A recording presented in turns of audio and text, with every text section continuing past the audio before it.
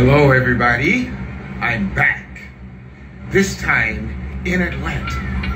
I have told you all that I wanted to return to what I believe to be Atlantis, as we will rise again, to bust up bogus HIV worldwide. I am here now at the High Museum on Peachtree Street. As you can see, the African artwork, our history, is placed in the back of the library at the very bottom.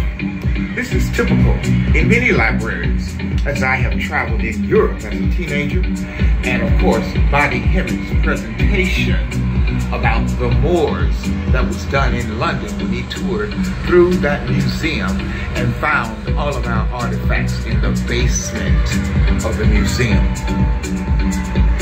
This is very shameful to me worldwide, as we are the progenitors of culture and civilization on this planet. Here we see the Moors. The Moors civilized Europe. Now, I want you, first of all, to indulge me for the entire time. I am on a long walk that will culminate somewhere. As I have told you, I am all about action. Please stay with me. Should my finger hit the button as I am using a cell phone, as I have done all of my presentations. Because when you wait for others to help you, you will wait, sometimes, forever. So, as my father has stated, as I told you when I was in Bessemer, if you want something done right, you gotta do it yourself. Believing in yourself. Believing that you have a voice and that you can make a difference. Now, if you'll stay with me today, I want to show you, first of all, before I head down Peachtree to our destination, the front of the High Museum. It is quite beautiful here in Midtown Atlanta. I'm recently back in town. I have moved to the suburbs of Douglasville. However, the energy of the city is quite different from when I was in Birmingham. There are many more people who move around faster, and there's a lot more going on, and a lot more opportunity to reach a lot more people. I'm going to move around quickly to the front of the museum and show you the ads that they have here. This is they're doing The Making Africa, a continent of contemporary design.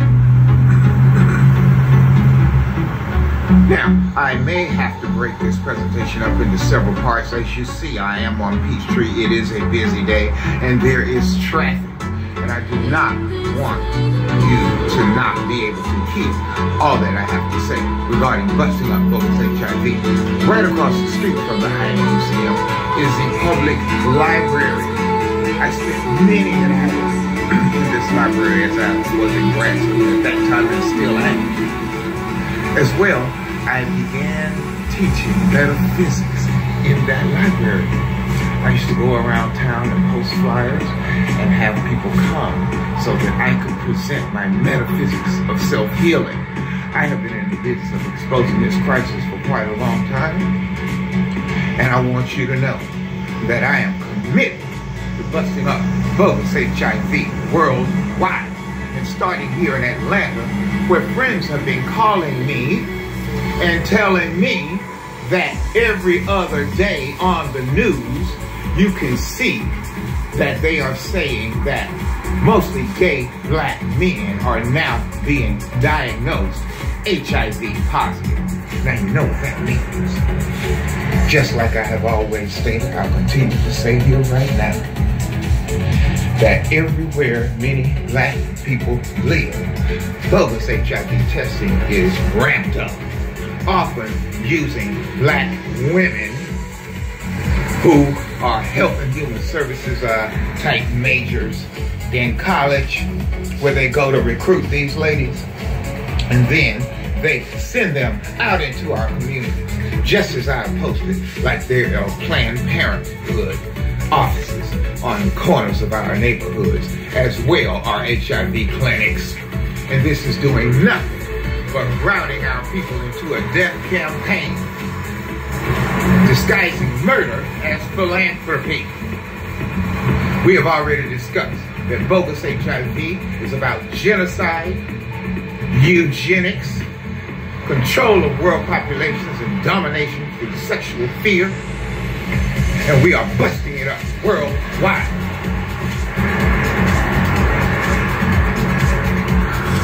Now, as I pass people, of course, I am looking like a bit of a spectacle, but I do believe that the gods are rising again, and that bogus HIV testing is all about identifying in our DNA what they deem necessary to call us HIV positive, and then set about killing us with toxic drugs that block the synthesis of DNA at the mitochondrial energy center, powerhouse of the cell, debilitates and kills people. Now, before I left Atlanta, I moved back to where the pain set in. I've told you all about that, right in Birmingham, Alabama, where I was only a sophomore in college. A sophomore in college, a young man just about to start life, when we heard the devastating news of that on the television. Devastating my life from that moment forward. And years later, receiving that bogus diagnosis that catapulted my life downhill, and many others. As I watched my close friends and associates die, not knowing then what I know now, and what I have known for many years. It was horrible, as you might imagine. Just think right now of the people you know who have been impacted by this bogus disease. People perhaps even in your own family who are no longer with us. I have also attempted to charge you to ask forgiveness because we have all been miseducated about this issue. Then the stereotypes, all the false teachings we now know that we've learned in religion, calling people abominations, rejecting people who receive this diagnosis, knowing that fear is the deadliest killer, along with the toxic medications. We push those people out and sped their death. I have also shared with you and written in my book about my friend Everett Rachel. Everett Rachel was a national merit finalist in high school. A pre-med student later decided he no longer wanted to do that line of work because he didn't like the sight of blood. And he dropped out of medical school, moved to Atlanta, became over the testing department at Reprieve Medical Laboratories, and later all of his friends, including myself, learned that he had received that diagnosis. He was seeing a psychiatrist. Just imagine what the combination of all those drugs did to his body. I'll tell you what they did. They killed him. Just like they killed his brother who died within a 2-week period. And everybody was wailing at the funeral. I've also spoken about that. How people come to these funerals and they want to start wailing because they know they were not there for their beloveds when they really needed them. Now I need to catch my breath for a minute. I'm going to stand here. Again, the camera presentations typically allow you a 30-minute block to get everything in one piece. I'm not certain that I'll be able to make it, as I've got about just as much of a walk as I just took left to go before I arrive at my destination. Now, I'm hoping today, and I want to remind you that just like Rosa Parks and Martin Luther King and Malcolm X and everybody else who stood up for what was right, they ended up arrested. I hope that doesn't happen to me. I'm not looking forward to that. What I will do, though, is like I always do. I go in calmly, professionally, politely, and seek answers. You know, it's unfortunate that so many people are aware of this truth, even some of the master teachers and others who are not doing more about this crisis that has murdered 36.1 million people to date since 1984. And nobody is doing anything about it. Everybody wants to talk about it. Everybody wants to get an audience all worked up. But none of them doing like I'm doing because I'm the one living through it. I'm the one whose penis has been cut off. My sexual freedom was gone long ago. I've been on Facebook screaming about it, yelling about it, trying to get some sort of attention, and I can't even get a click like. How ridiculous is that? When you know that you know somebody impacted by this bogus disease. I don't appreciate it. And I don't think I need to have saying that. We cannot create change if we do not take action.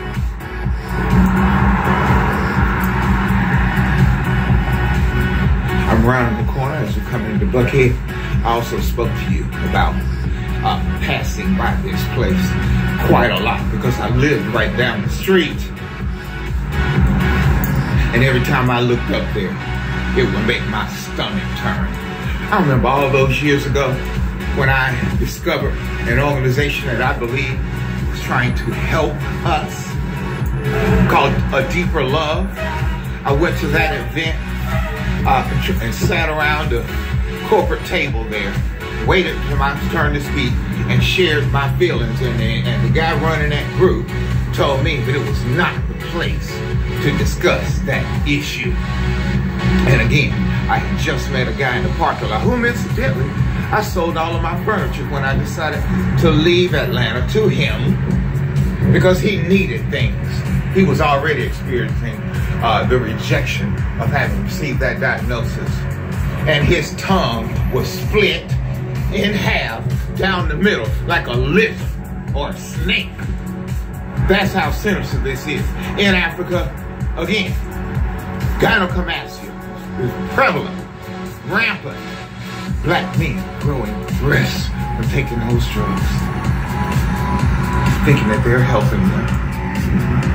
Now somebody's sitting back laughing at all of this. Somebody is sitting back laughing at how stupid we appear to be, given the truth being placed right in our face. Now, I am down here on the corner, very near the place where I'm going. I want to show you it back there. I am on Peachtree in the Jewish temple complex there. Inside there is 8 Atlanta. I spent a little bit of time in 8 Atlanta. The guy over that, you know, every time you go in a bar and you open a gay publication, you see sometimes an ad about people that I guess they consider upstanding in the black gay community, and he's one of them. He's over some portion of 8 Atlanta. In fact, it was him when I went inside to talk to him about this issue years ago, who sent me off to another organization. At the time, I was happy, but I didn't realize it was where they sent people like me just to give them a voice and make them feel like they're making a difference. While there, I participated, say 2 or 3 times. I did hands-on activities, teaching chakra awareness, teaching them that they create their illnesses through their own ill states of consciousness, having them body trace each other, place those spheres on the body chart. And in the middle of it all, one of their employees walked in and interrupted my event, challenged me, challenged my credentials. I was so embarrassed and taken aback by the whole thing, as the guy who allowed me to be there understood fully what I was all about. Matter of fact, he had received that diagnosis. He's one of those guys like many of you, always in the gym, trying to counteract the effects of those toxic drugs. But anyway, he had to stop that guy and apologize to me in front of everyone. And I went away from there and stopped by the liquor store, as I often did when I never spoke up for myself, which I don't have a problem with that anymore. If I have something to say, it's gonna be heard. And you know that. But anyway, at the event, I went away from there feeling so bad because I had not observed my own principle, which is to respect yourself at the solar plexus chakra. Sometimes you have to stand up and say no, and take back your power. So I vowed from that very day that I would never allow that to happen to me again, and I have not. Excuse me as I let this car come by. Now I'm making my way down here, and I'm gonna have to get across the street over here with all this traffic going on. Let's see how we are on time. 15 minutes, that should be enough.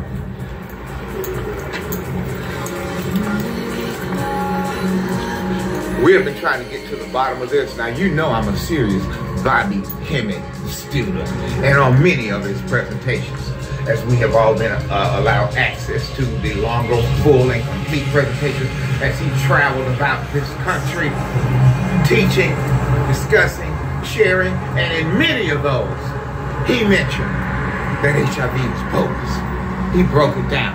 He even shared how at one time 75,000 Africans were being murdered per month, and it was being called AIDS.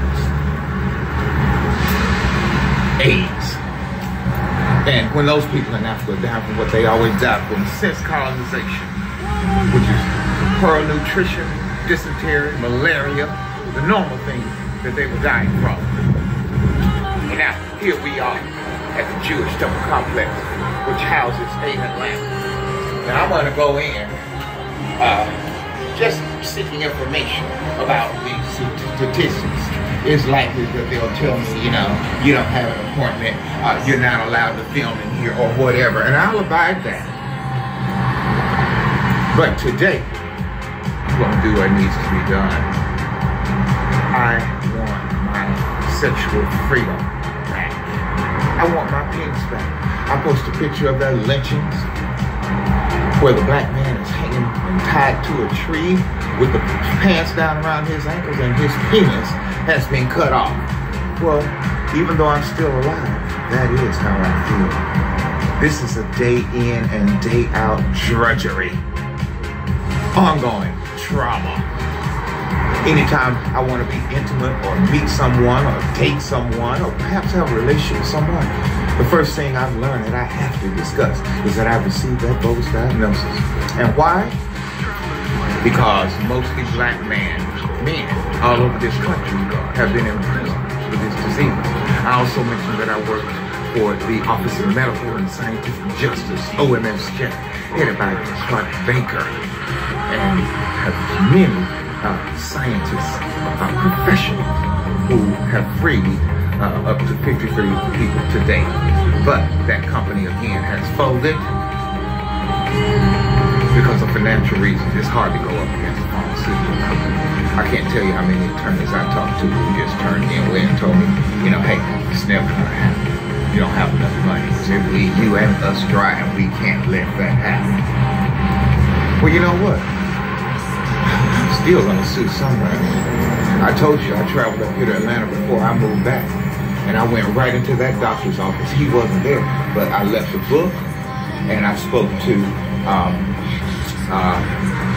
his receptionist about who I was and what I was about. It is time for my justice and recompense, and I'm gonna go ahead and head in now and hope for the best. Here we are, going up the stairs to 8 Atlanta.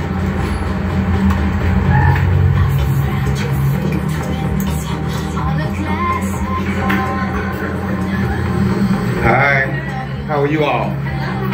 I'm fantastic. I'm Dr. Laster. I'm here to see Pete Washington is in, and she's still the head of the organization. Craig Washington? Craig Washington. Yeah, but he's never the head of the organization. Oh, he no longer works here. Who does now? Who's taking his place? That program is no longer in existence. Okay. Okay, but 8 Atlanta still functions? Yes. I am the conscious doctor, and I get a lot of calls because I have just moved back to Atlanta, having spent my entire adult life here, and watched my friends die. They are calling me saying every other day on the news the numbers of HIV infected people in Atlanta have gone up. Is that correct? The rate, is that your name? Oh, no,